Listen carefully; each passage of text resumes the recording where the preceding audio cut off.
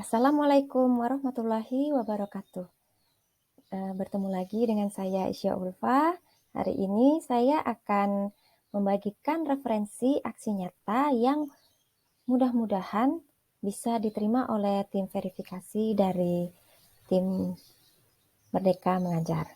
Nah, aksi nyata yang akan saya bagikan kali ini topiknya adalah tentang Merdeka Belajar.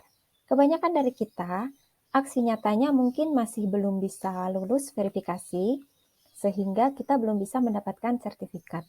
Mudah-mudahan tips yang saya bagikan hari ini bisa berguna dan kita semua bisa segera mendapatkan sertifikat. Nah, kali ini saya akan membagikan aksi nyata berupa slide presentasi untuk topik Merdeka Belajar. Slide presentasi yang pertama masih menampilkan halaman judul, seperti biasa aja. Kemudian slide kedua, saya menampilkan pemikiran dari Ki Hajar Dewantara. Mungkin rekan-rekan bertanya kenapa slide presentasinya tidak sama dengan materi yang ada di dalam pelatihan. Karena ini saya memang sengaja membuat tidak seperti kebanyakan rekan-rekan yang lain, yaitu modul 1 sampai modul 5, enggak. Yang penting saya membuat presentasi sesuai dengan pemahaman saya dari video-video yang saya tonton dan modul yang sudah saya tonton di aplikasi Merdeka Mengajar. Rekan-rekan guru bebas membuat slide presentasi seperti apa saja, yang penting tidak keluar dari materi. Slide selanjutnya, saya menampilkan pemikiran dari Ki Hajar Dewantara, yaitu pembelajaran bahagia, di mana pembelajaran bahagia ini sangat penting bagi kita, baik bagi guru maupun bagi siswa, dengan mengurangi beban administrasi, memiliki waktu yang menyenangkan, meningkatkan skill atau keterampilan, serta mengajar dari hati. Ya, mengajar dari hati ini sangat penting karena sangat mempengaruhi mood kita. Ketika mood kita jelek dan terbawa-bawa ke sekolah, siswa juga akan merasakan emosi kita itu dan apa yang kita sampaikan tidak akan bisa diterima dengan baik. Nah, slide selanjutnya yang saya bagi adalah tentang mengenal Merdeka Belajar. Merdeka Belajar yang seperti apa? Yaitu ketika UN sudah tidak ditiadakan, sudah tidak dilaksanakan lagi, diganti dengan US. Kalau 2013, nah sekarang masih ada sih ujiannya, cuma nanti untuk penilaian sekolahnya akan menggunakan AKM. Kemudian penilaian literasi, numerasi, dan survei karakter, pembelajaran berdasarkan asas Pancasila, pembelajaran yang lebih menghargai proses bagaimana siswa mencari pengetahuan, prosesnya itulah yang akan kita nilai, bukan dari nilai tes tertulis mereka. Kemudian belajar berpusat pada siswa. Slide selanjutnya yang saya bagikan adalah tentang manfaat Merdeka Belajar bagi siswa, di mana siswa harus dalam suasana hati yang bahagia dan tanpa beban.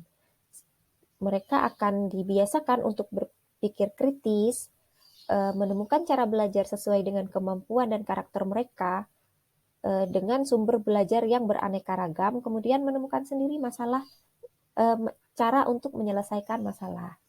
Slide selanjutnya, saya menampilkan peran orang tua dan lingkungan, karena orang tua dan lingkungan ini sangat penting dalam membentuk karakter siswa. Ya, dalam Merdeka Belajar juga akan terus mengaitkan peran orang tua dan lingkungan. Untuk aksi nyata saya sebenarnya hanya ini saja slide-nya, tetapi rekan-rekan bisa membuat slide dalam bentuk yang seperti apapun, yang penting tidak keluar dari materi yaitu Merdeka Belajar. Nah, ada 3 hal yang tidak boleh dilupakan. Ada 3 poin yang harus dilampirkan di dalam aksi nyata kita agar nantinya diluluskan oleh tim verifikasi. Poin pertama, lampirkan refleksi kita, hasil refleksi kita. Apa saja hasil refleksi setelah kita melakukan pelatihan mandiri di aplikasi Merdeka Mengajar?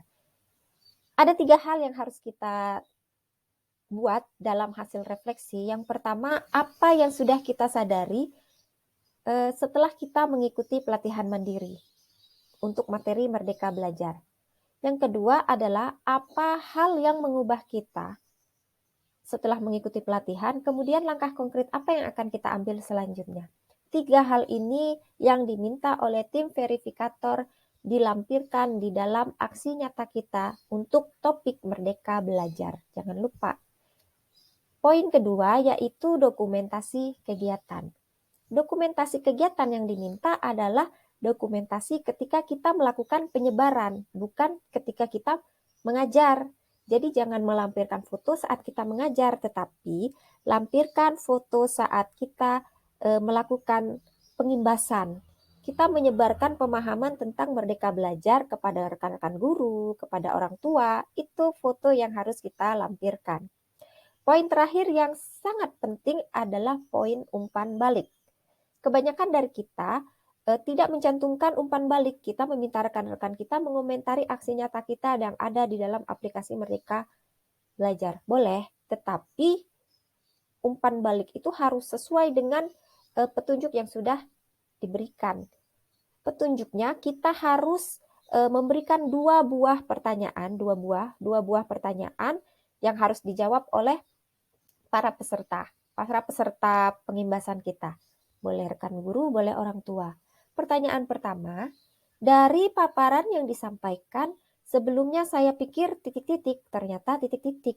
Jadi pemikiran peserta itu sebelum kita melakukan pengimbasan, sebelum kita melakukan penyebaran, mereka berpikir bahwa mereka belajar itu seperti ini. Ternyata seperti ini loh, gitu.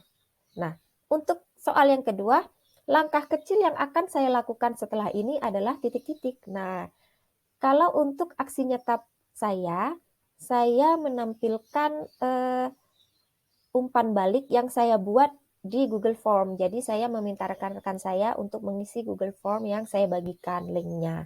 Rekan-rekan guru boleh membuat Google Form juga atau membuatnya dalam bentuk hasil print, diketik dulu. Kalau rekan-rekan membuat Google Form, di screenshot, kemudian dilampirkan hasilnya. Kalau dalam bentuk kertas juga seperti itu, difoto, kemudian hasil fotonya itu dilampirkan di dalam slide presentasi. 3 poin yang sangat penting itu tidak boleh tidak kita lampirkan, agar aksi nyata kita bisa segera diverifikasi dan kita bisa mendapatkan sertifikat secepatnya. Ya, lumayan lama verifikasinya 2 bulan, jadi agar aksi nyata kita bisa tidak bolak-balik kita melakukan perbaikan. Nah, di sini saya melampirkan video di mana saya melakukan pengimbasan, melakukan penyebaran tentang kurikulum Merdeka, tentang Merdeka Belajar itu kepada rekan-rekan guru yang ada di sekolah tempat saya mengajar. Rekan-rekan boleh menonton video yang saya lampirkan. Kemudian untuk materi lain yang berkaitan dengan kurikulum Merdeka, rekan-rekan boleh melakukan scan QR code yang saya lampirkan. Demikianlah rekomendasi dari saya. Saya doakan semoga rekan-rekan guru yang lain bisa segera diverifikasi sehingga lulus aksi nyatanya dan bisa segera mendapatkan sertifikat. Terima kasih. Assalamualaikum warahmatullahi wabarakatuh.